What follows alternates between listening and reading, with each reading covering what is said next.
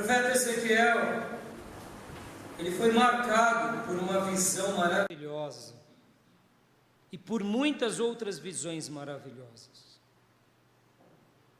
Todo filho de Deus, toda filha de Deus, de uma forma ou de outra, é marcado também pelo Senhor. Ora por uma visão sobrenatural da parte de Deus, ora por uma percepção sobrenatural da parte de Deus também.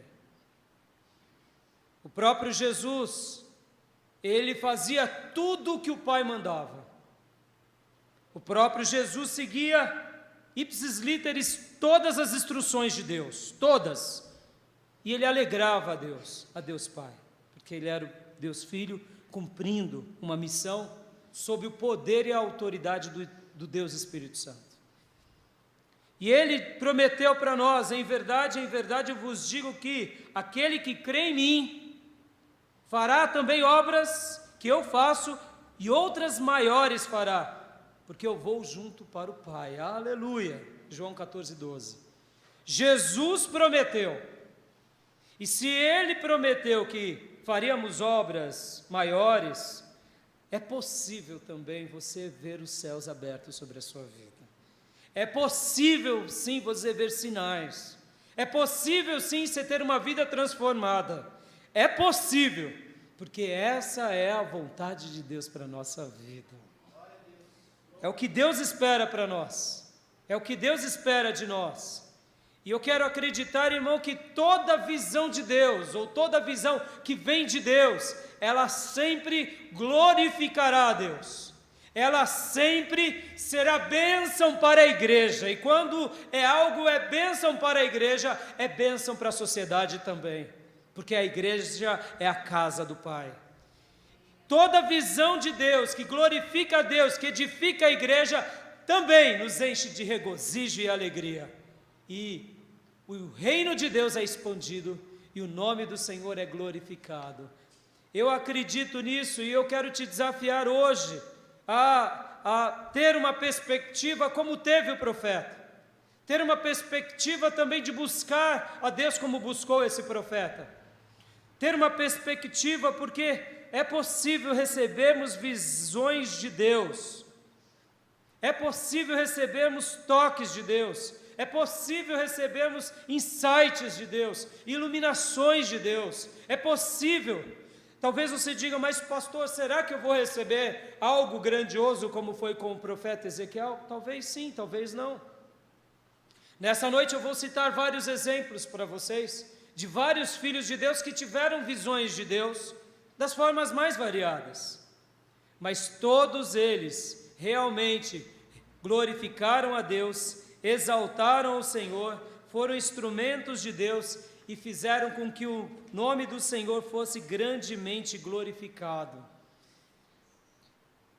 Quando nós recebemos uma visão realmente dos céus, como foi com o nosso querido irmão profeta Ezequiel, ou sacerdote Ezequiel, a nossa vida ela é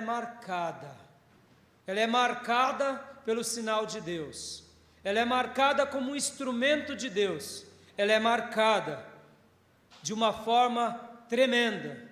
O profeta Ezequiel, quando Deus se revelou para ele, ele foi luz do Senhor no meio da nação de Israel. Ele foi luz. E é esse profeta que um dia recebeu da parte do Senhor aquela visão do vale de ossos secos. Aquela visão estarrecedora, que Deus chega para ele e diz assim: meu servo, o que você vê? Ele diz: eu estou vendo um vale de ossos. Imagina essa cena. Você vê muitos ossos humanos. E aí vem a voz do Senhor e diz: profetiza sobre o vale de ossos. Aleluia. E aí ele então começa a proferir palavras, dizer palavras da parte do Senhor. E de repente um som de osso batendo em osso começa a acontecer naqueles esqueletos. E ali naqueles esqueletos alguma coisa já começa a mudar. Tendões começam a aparecer, carnes, e começam não mais ser um vale de ossos, mas agora um exército de pessoas agora vivas. E Deus disse para o profeta: profetiza, porque assim é a minha palavra na tua boca. E ele profetiza, e ele dá uma recomendação que aquele vale de ossos secos eram quem? Era o povo de Deus, era o Israel de Deus, que estava como? Seco,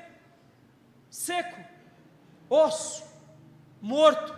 Mas ao ouvir a voz do Senhor, ao ouvir a palavra do Senhor, aquilo que outrora era um vale de ossos secos, agora para a glória do Senhor, se tornou em um exército vivo, vigoroso, cheio do Espírito Santo de Deus. Essa é a história da nossa vida.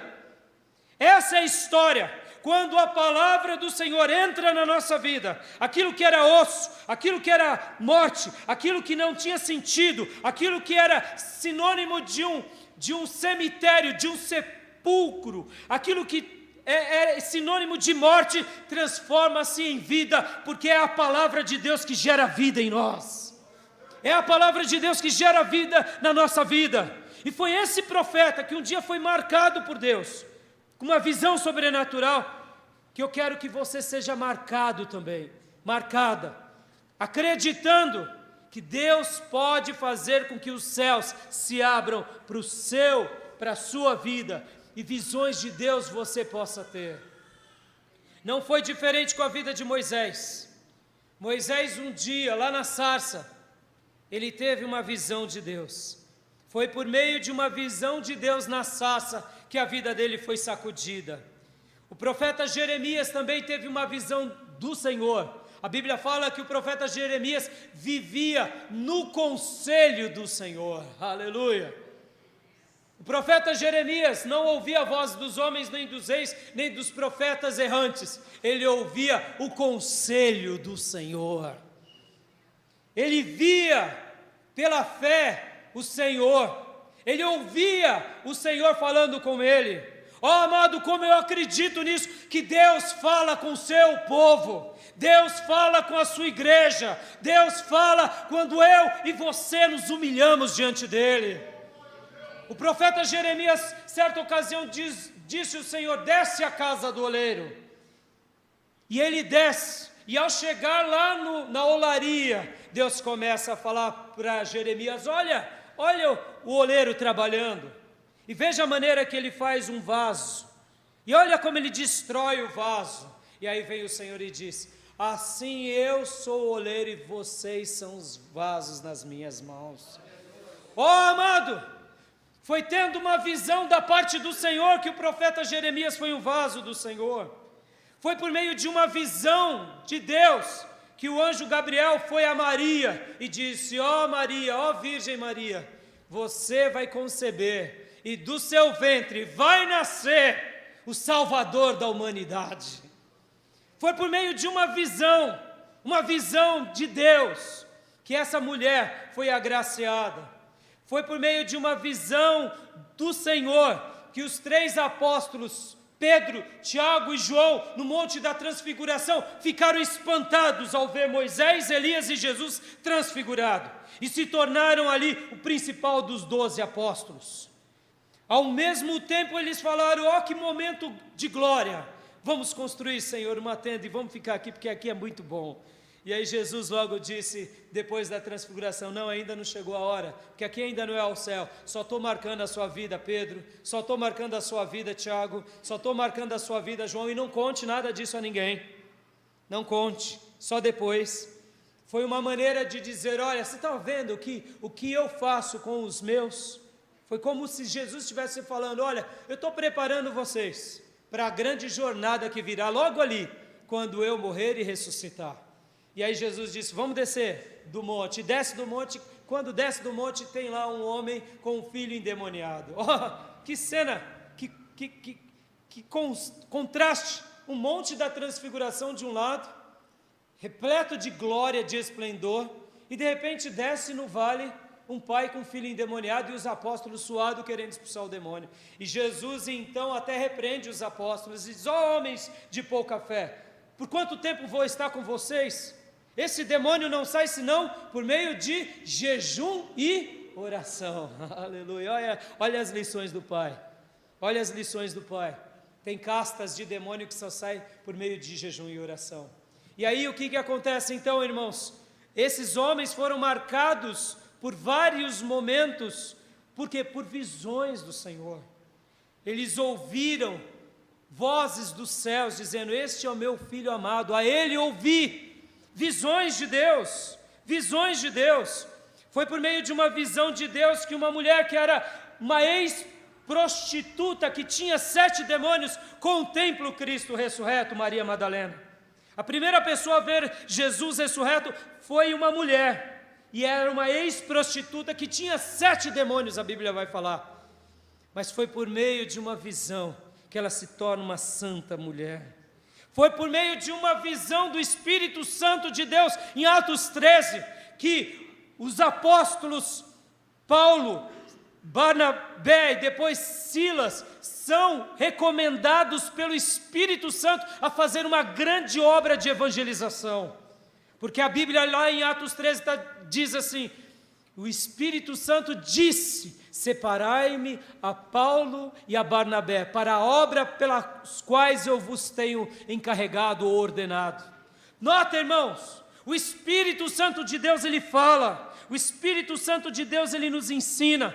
Foi por meio de uma visão de Deus, quando Paulo ia perseguindo a igreja no caminho de Damasco, que ele viu Cristo ressurreto, mais resplandecente do que o sol do meio-dia, e ali o perseguidor foi conquistado e passou a ser apóstolo e proclamador. Aquele que odiava se tornou apaixonado, aquele que queria matar agora passou a ser um defensor.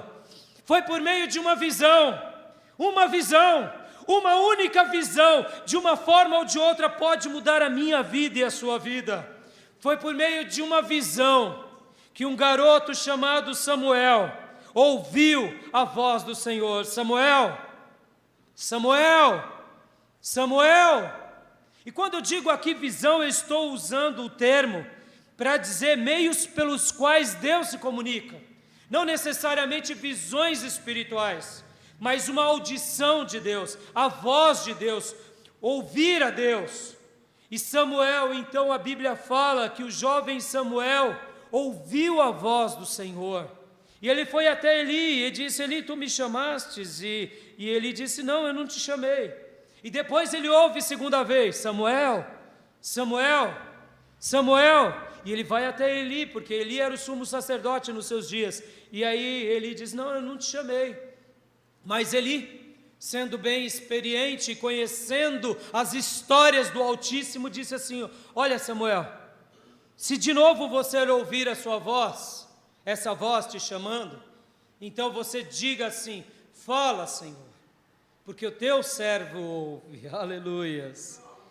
E pela terceira vez a voz dos céus insistiu com aquele garoto, e ele ouviu a voz dos céus dizendo: Samuel, Samuel, Samuel. E ele ali, como que um calouro inexperiente de ouvir a voz de Deus, diz: fala, Senhor, porque o teu servo ouve. E ali o Senhor começou a falar com ele, e o Senhor começou a transmitir a sua palavra. O jovem Samuel servia ao Senhor perante Eli.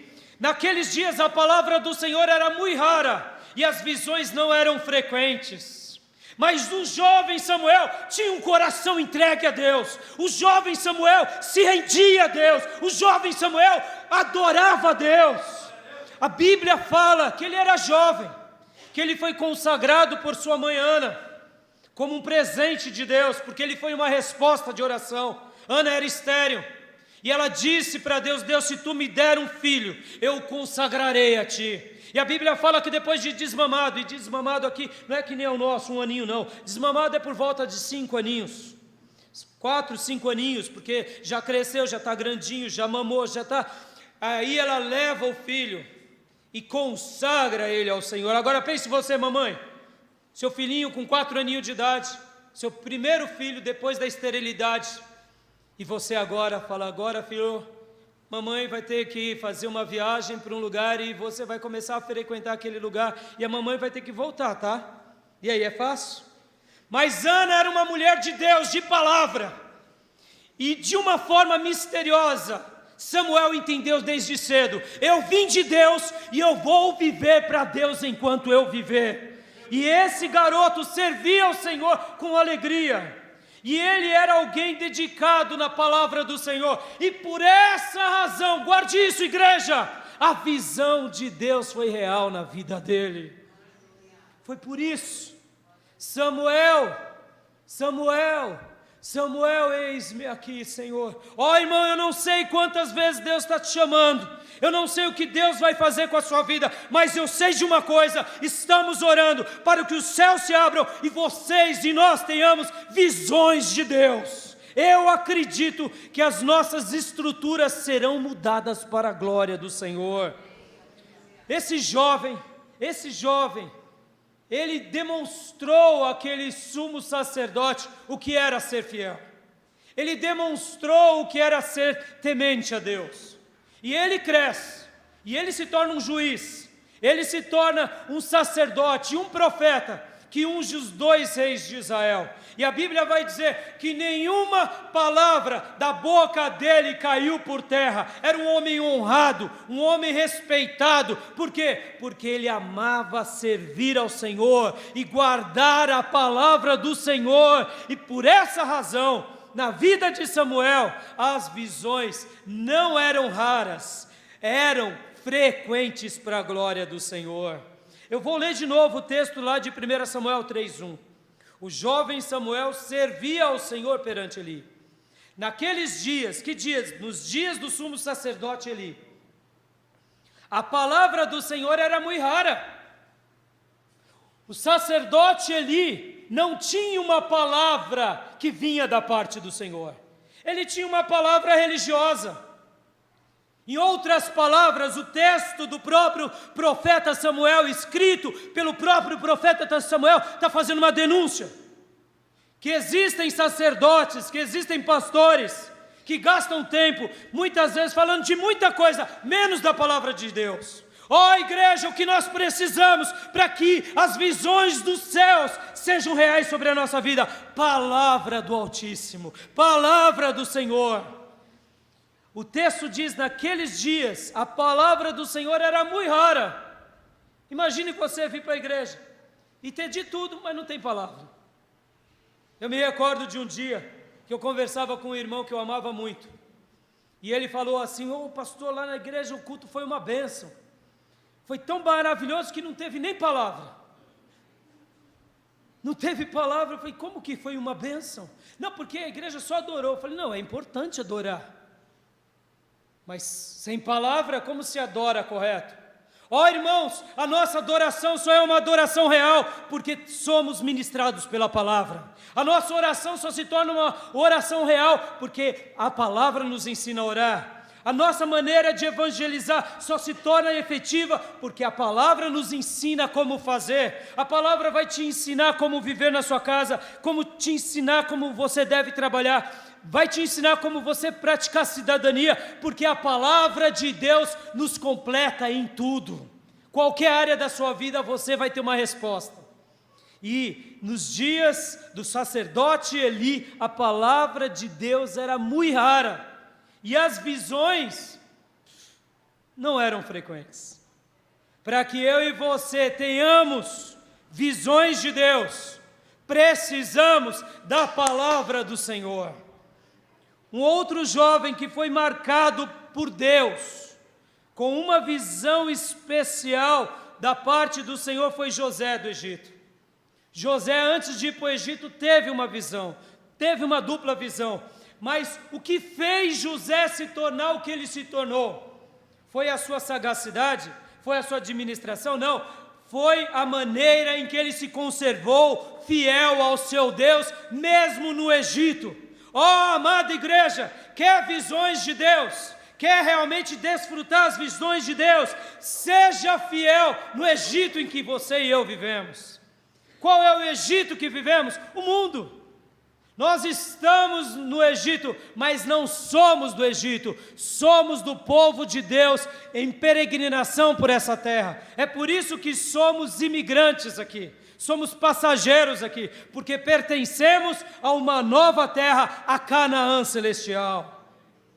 A palavra do Senhor também vai falar sobre um outro homem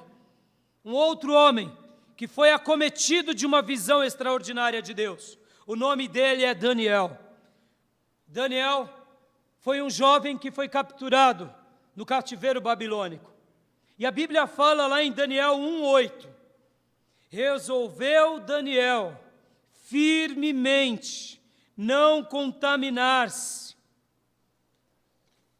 com as finas iguarias do rei, nem com o vinho que ele bebia. Então pediu ao chefe dos eunucos que lhe permitisse não contaminar-se. O que fez Daniel se tornar o que ele se tornou? Daniel tinha uma santa obstinação.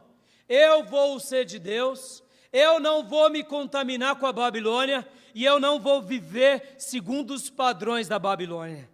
A Babilônia tem seus códigos, a Babilônia tem os seus vícios, a Babilônia tem as suas práticas, mas eu sou de Deus e eu não vou me contaminar com as coisas dessa Babilônia. O que a Bíblia também fala sobre a Babilônia? Qual é a Babilônia? O mundo. A nossa vida nessa terra, essa terra para Deus é chamada a Grande Babilônia. Você está nela, mas você não pertence a ela. Como você tem sido? Você tem sido como um camaleão que vive muitas vezes mudando de pigmentação de acordo com o ambiente. Eu me lembro de uma situação muito constrangedora. 2 engenheiros foram participar de uma reunião e eles eram engenheiros evangélicos. Então teve um congresso de engenharia evangélico. E de repente chegou 2 rapazes que trabalhavam em 2 mesas, uma de frente da outra há anos. E de repente, você aqui? É. Você também, fulano? Sim. Mas você é crente? Sou. Você também? É. Mas eu não sabia que você é há tantos anos. Espião secreto de Jesus, já ouviu falar? Está no meio dos ímpios e se mistura como ímpio. Fala como ímpio, tem práticas de ímpio. Amado irmão, amada irmã, as visões de Deus não vão ser frequentes sobre você. Porque Daniel, esse jovem aqui que foi condecorado como um dos principais governadores da Babilônia, antes de mais nada ele disse, eu não vou me contaminar com a Babilônia. As mulheres da Babilônia não são as minhas. As práticas da Babilônia não são as minhas. Eu vou ser de Deus e eu vou viver para Ele. Quer viver uma vida que tenha realmente visões de Deus e os céus se abram para você? Conserve a palavra de Deus e fuja das práticas erradas. Segundo lugar, o que é ter uma visão de Deus hoje, pastor? Como eu posso hoje, ou na minha geração, ter uma visão de Deus? Eu quero te dizer que houve um dia um padre que começou a buscar a palavra de Deus, que começou a ler a Bíblia, e começou a ruminar-se pela Bíblia e dar lugar à palavra de Deus sobre todas as coisas. E ele leu um texto naquela palavra que dizia, o justo viverá pela fé. E ele falou assim, tem alguma coisa de errada então na minha igreja. Tem alguma coisa de errada, porque o jeito que fazemos o cristianismo e o jeito que a Bíblia está falando, está totalmente contrário. Havia-se compras do pedacinho do céu. Naqueles dias, era comum dizer, quando a sua moeda cai no fundo do baú ou do gasofilaço, e aí ele bate no fundo do gasofilaço, é creditado uma conta no céu para você.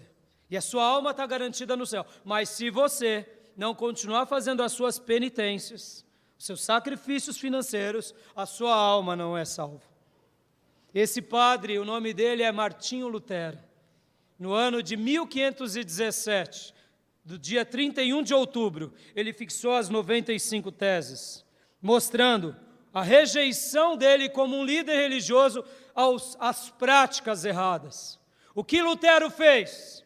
O que Lutero fez nos dias dele? Lutero diz, eu seguirei a Bíblia, eu seguirei as Escrituras.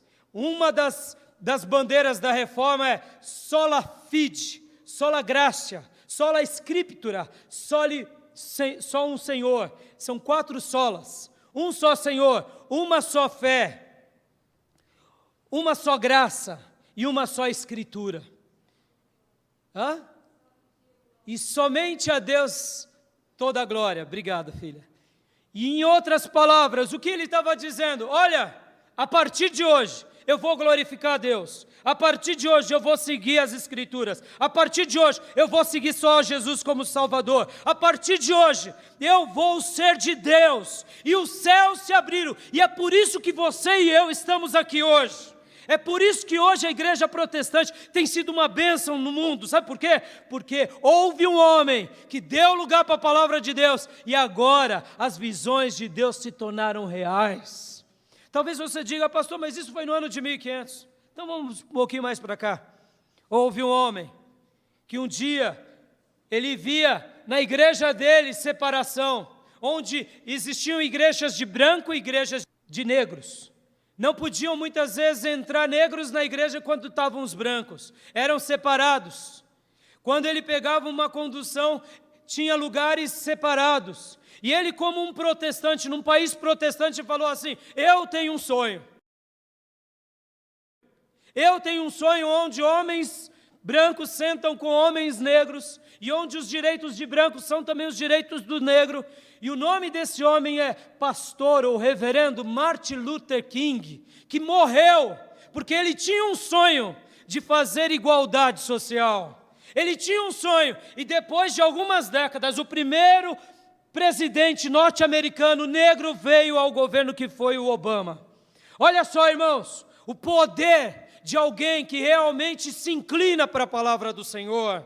E hoje nos Estados Unidos, porque esse homem foi morto, mas nos Estados Unidos tem um dia, o dia do reverendo ou do pastor Martin Luther King, que todo mundo prestigia, porque lá houve homens de Deus de fina estipe, que realmente dedicaram a sua vida por aquilo que acreditaram. Em outras palavras, é possível hoje nós vermos os céus de Deus abertos, é possível hoje nós termos visões de Deus. Deus continua fazendo grandes coisas. Talvez você diga, mas pastor, foi fácil para o pastor Martin Luther King? Claro que não, irmãos. Havia uma segregação racial muito grande. No Brasil nós não sabemos o que é isso. Olha aqui na nossa igreja, olha a mistura aqui. Olhando daqui a gente vê descendentes de africanos, descendentes de orientais, descendentes de europeus, descendentes de índios. O Brasil é um mundo dentro do nosso país, é um país maravilhoso, essa miscigenação, essa mistura. Mas isso não é comum no mundo, isso não é comum, o mundo é racista, o mundo é bairrista, o mundo geralmente, alguns países são assim, e era assim a igreja americana. E só para vocês terem uma ideia, havia ainda uma fundamentação teológica. Qual era a fundamentação? Que os negros eram descendentes de Cã. Que Cã é esse? Um dos filhos de Noé. Noé teve 3 filhos, Cã, Sem e Jafé. Cã foi aquele filho que Noé amaldiçoa, que dá a linhagem dos cananeus e que dá a linhagem dos africanos. Então a igreja americana naqueles dias dizia que todo negro tinha, na sua pigmentação, por ser escura, a maldição de Deus. Logo, por isso podia ser escravo. Estão entendendo? Usaram a Bíblia, irmãos. Usaram a Bíblia. Conseguiram fazer uma aberração com a Bíblia. Mas um homem negro, cheio do Espírito Santo de Deus, cheio da palavra de Deus, foi voz numa nação, e hoje essa nação teve um presidente negro, e hoje lá existem muitos ícones negros, e há uma diversidade, ainda há muito racismo, mas o nome do Senhor tem sido glorificado. Irmãos, houve um outro homem recentemente também, que recebeu uma grande visão de Deus. O nome dele é pastor Billy Graham. Morreu semanas atrás. Um homem que fez da sua vida um marco. Ele acreditou que o ID de Jesus era real. E desde a década de 50, esse homem pregou para o mundo e foi um dos maiores evangelistas da história da humanidade. Sabe por quê? Porque ele teve uma visão de Deus, acreditou no ID de Jesus e saiu proclamando no mundo afora o nome de Jesus. Não proclamou placas, não proclamou denominações, proclamou que todo aquele que crer e confessar em Jesus Cristo seria salvo. E assim aconteceu para a glória do Senhor. E eu ouso dizer que só foi possível ele fazer o que fez pelo poder do Espírito Santo. Porque é impossível, irmãos. É impossível fazer o que ele fez, se Deus não fosse com ele. Nosso amado pastor Billy Graham pregou para autoridades, pregou para pessoas ilustres, pregou para pessoas simples, pregou aqui no Brasil, pregou em todos os lugares. Por quê? Porque ele teve uma visão de Deus. Qual era a visão dele? A palavra de Deus, a verdade de Deus e o evangelho do Senhor. Eu me lembro que depois do seminário eu ouvia falar muito de Billy Graham. E eu me lembro que um dia, depois do seminário, eu perguntei para um irmão, que denominação que é o Billy Graham? Esse homem de Deus, que agrega tanto na nossa vida. E eu descobri a denominação dele. Mas nota, irmãos, ele vinha para o Brasil, ele não falava da denominação. Ele unia o povo de Deus. Ele criava uma estratégia de evangelização, onde todas as igrejas levavam seus amigos para o Morumbi ou para o Maracanã. E lá, irmãos, que coisa maravilhosa. Eu não tive a honra nem o privilégio de participar, porque eu nem era convertido quando ele veio para cá. Mas ele dizia assim, Brasil, vem para Jesus. E alguns pastores, amigos que frequentaram esses congressos, dizem assim, que eram como cachoeiras de vidas, se escorregando para virem a Cristo. Aleluias. Oh, amados irmãos, por que ele fez isso? Porque ele acreditou que os céus estavam abertos para receber os pecadores. E ele teve uma visão da parte de Deus, que Deus continua salvando, libertando e transformando vidas. Aleluia! Em terceiro lugar, Deus pode nos dar uma visão ou abrir também a nossa forma de entender essa visão das formas mais fáceis e mais comuns no nosso dia a dia. Muitas vezes, irmão, eu estou falando de visões de Deus aqui. Notem bem, eu comecei falando de visões como do profeta Ezequiel, depois fui falando de visões de Moisés, falando visões de Paulo, agora eu estou falando das visões de Lutero, de Martin Luther King, do nosso querido pastor Billy Graham. E agora eu quero te dizer, Deus pode atear fogo no seu coração, nas coisas mais simples dessa vida, nas lições mais singelas. Muitas vezes Deus está querendo tocar nos seus sentidos, despertar o seu coração, e Deus pode te dar uma revelação grandiosa, pode, mas Deus pode também mudar o seu coração com as coisas que estão ao seu redor. Vou dar um exemplo aqui, irmãos, de algo que eu escrevi no meu diário, no dia 7 de março. Logo no início ali de março, aconteceu algo marcante. Eu escrevi assim no meu diário, um amor incomum, um amor incomum. Eu participei de um velório, fui convidado, um dos membros aqui da igreja perdeu a sua tia, um ente querido que ele amava muito. Ao chegar lá, o viúvo, ele era casado há muito tempo com aquela senhora, mas foi uma coisa muito forte, porque a maneira em que ele se dirigia à sua amada, que já estava ali no caixão, foi de uma forma muito linda, foi de uma forma muito marcante, e eu senti no meu espírito de consolá-lo, porque eu vi que ele ia chegar um momento né, do enterro mesmo, do sepultamento, e que esse homem ia descontrolar. Porque eu escrevi assim no meu diário, e eu disse assim também naquela tarde, é lindo ver o amor de uma mulher por um homem, não é lindo? Não é lindo? É lindo ver o amor de uma mulher por um homem, é lindo. É lindo ver o amor de uma mulher por um homem, mas eu cheguei a algumas conclusões que é mais lindo ver o amor de um homem por uma mulher, porque isso não é tão comum. É normal uma mulher se derramar, mas o homem, quando ele se derrama demais por uma mulher, uau, quebra a gente. E foi esse o quadro. Enquanto eu via esse homem se quebrando por aquela mulher, ali Deus começou a me ensinar muitas coisas, muitas coisas. E ali Deus me reportou a várias coisas.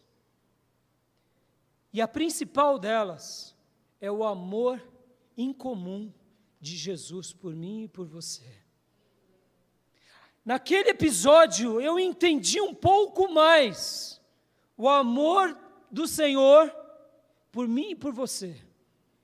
Que não somos perfeitas, somos uma noiva falha, em muitos aspectos, mas mesmo assim Ele nos amou intensamente, loucamente, até a cruz para nos transformar e para nos mudar. Ao ver aquele homem ali se quebrantar e passar a mão nela e falar, meu amor, meu amor, meu amor, eu vou te ver, eu não vou te abandonar, meu amor. E eu fui até ele várias vezes e o consolei. No momento do sepultamento, por exemplo, irmãos, foi traumático, porque ele estava perto, na hora que desceram o caixão e começaram a jogar a pá de terra, ele precisa fazer isso com meu amor, precisa. Porque não tem como você colocar a terra. E aí eu abracei ele e falei assim, filho, fique calmo, filho, está se cumprindo a palavra de Deus. E Deus me deu um insight ali na hora. Está se cumprindo, porque do pó viemos, para o pó voltaremos. Ali as pessoas, porque ninguém sabia controlar aquele homem. Mas ali eu vi, e ali também eu fui desafiado como homem. Eu fui. E ali eu me quebrantei, enquanto eu fazia aquela peregrinação até o sepultamento, eu dizia, Jesus, me ensina a amar a minha família assim. Jesus, eu quero amar mais a minha família assim. Eu quero ter esse amor pela minha esposa, pelos meus filhos, esse amor intenso, esse amor incomum, porque esse amor veio do Senhor. Em outras palavras, o céu se abriu para mim ali, e eu tive uma visão de Deus, não sobrenatural, mas de coisas da vida, porque eu quero aprender a amar mais, eu quero aprender a amar mais minha esposa, meus filhos, a minha igreja, aqueles que estão ao meu próximo, eu quero amar mais, por quê? Porque eu sei que eu fui amado com amor em comum, é possível ter um amor em comum, é possível, os céus podem se abrir para você, meu irmão, de uma forma natural da vida, aonde você tem uma percepção, um insight e fala, eureka, eu vou fazer algo grande nessa vida, eu vou fazer algo poderoso nessa vida, como fez Martin Luther King, por quê? Porque os céus se abrem sim sobre nós, e a gente tem visões de Deus, e o Espírito do Senhor vai nos impulsionar. Em quarto lugar, ter uma visão de Deus, é ser liberto da tirania dessa vida, ou a tirania desses deuses falsos. Quando a gente tem uma visão de Deus, a gente é liberto da tirania dessa vida. A gente já não vive mais no curso dessa vida. A gente anda no contracurso da história, na contramão da história. Em quinto lugar, ter visões de Deus é possuir, presta bastante atenção nisso, que isso é um presente de Deus a nós. Ter visões de Deus é possuir na nossa vida como cristão, como igreja, é possuir uma chave mestra, aonde nós abrimos todas as portas que precisamos para viver. Vou te explicar. Quando você ou eu temos uma visão de Deus, fomos tocados por Deus, se permitimos ser tocados por Deus, nos entregamos a isso, nos doamos a isso, nos entregamos à vontade do Senhor, como fez Daniel, como fez Samuel, como fez o profeta Ezequiel e tantos outros filhos de Deus, é como receber de Deus uma chave mestra, aonde não vai ter porta que fique fechada para a gente. Por quê? Porque a gente vai ter os mistérios de Deus no nosso auxílio para abrir e destrancar tudo que está trancado. E outrora, se tiver algumas portas do inferno que se levantem contra nós, essa mesma chave mestra fechará as portas do inferno, porque a igreja tem como seu poder as chaves do inferno, as chaves de Deus nas mãos. A gente pode tanto abrir as chaves do reino dos céus, quanto fechar em nome de Jesus a chave das trevas. Amém, irmãos? Essa é uma chave mestra.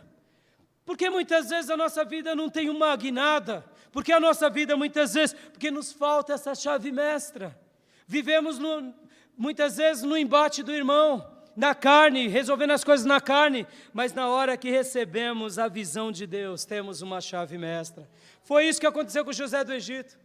José do Egito teve o quê?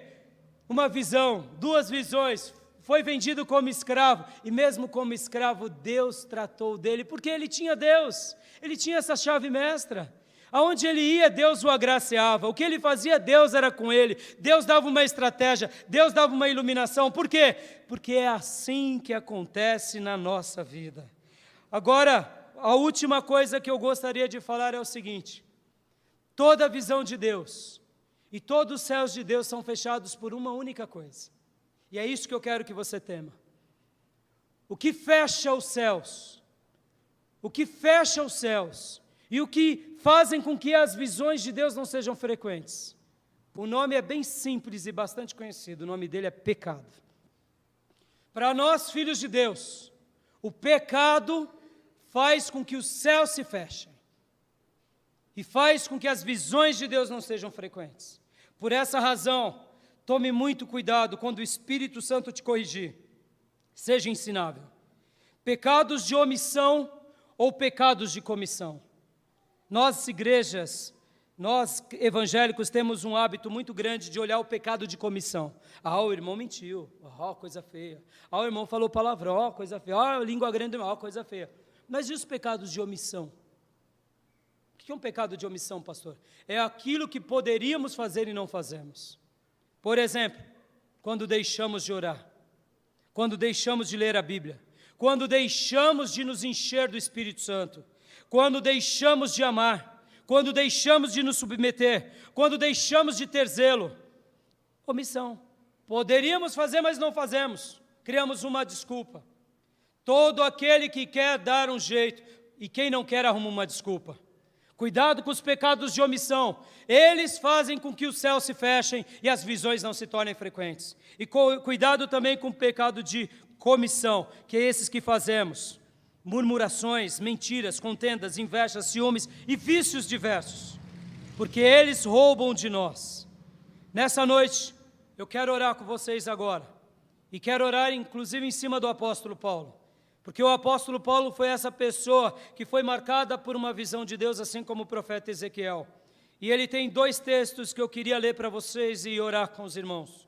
Atos 20, 24 diz assim: Porém, em nada considero a vida preciosa para mim mesmo, contanto que complete a minha carreira e o ministério que recebi do Senhor Jesus para testemunhar o evangelho da graça de Deus. E 2 Timóteo 4, 7 diz assim: Combati o bom combate, completei a carreira e guardei a fé. E um outro texto em Atos 26, 19, também Paulo falando para o rei Agripa, disse assim: Pelo que, ó rei Agripa, não fui desobediente à visão celestial. Paulo era essa pessoa que tinha recebido de Deus uma visão e se manteve até o último dia da sua vida. Percorreu toda a carreira, cumpriu com tudo que Deus tinha, não ligou para as objeções nem para os problemas, mas se conservou diante do Senhor, amando a palavra de Deus, fazendo a obra do Senhor, e o Senhor foi dando a ele visões a cada dia mais e mais. É possível, amado irmão, ver os céus abertos sobre nós. É possível termos visões de Deus ainda hoje. É possível você estar dentro da igreja e Deus falar com você na igreja. É possível, quando você se ajoelhar, você ouvir a voz do Espírito Santo de Deus falando com você. É possível Deus te visitar em sonho. É possível o Espírito Santo de Deus usar um profeta para falar com você. É possível, é possível, é possível. Basta a gente se colocar à disposição do Senhor. Basta a gente se limpar, basta a gente se humilhar e deixar os céus se abrirem e as visões de Deus serem reais na nossa vida. Nessa noite eu entrego essa mensagem e quero até dar um testemunho que em breve vocês mesmos ouvirão. Na mensagem da semana passada, enquanto pregava, um irmão aqui me procurou dizendo: pastor, algo de Deus aconteceu aqui dentro de mim. Deus falou algumas coisas comigo e ali no final do culto nós nos abraçamos. Porque eu acredito que não sou eu que falo com vocês, mas que o Espírito Santo de Deus está usando a minha vida e vai continuar falando com você. tão somente dedique-se como Samuel à palavra do Senhor, ao serviço do Senhor, e as visões de Deus serão frequentes entre nós, em nome de Jesus. Feche os seus olhos, curve a sua cabeça, eu quero orar em nome de Jesus. Amado Pai, soberano Deus, eu entrego a